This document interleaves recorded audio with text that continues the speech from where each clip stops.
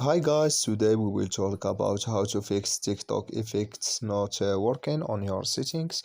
You just click here on settings, then you come here to settings window and you just go down, you click here on apps, then you come to apps window and you go down here to looking for TikTok app here and this is window.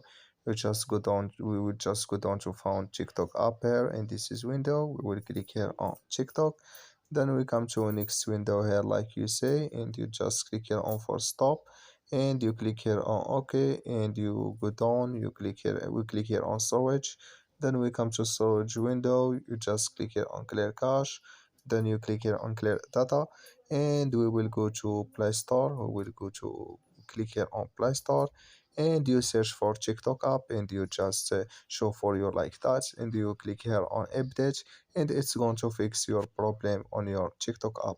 So that's all. Thank you for your watching. Don't forget to support us by liking, subscribe, and see you in next video.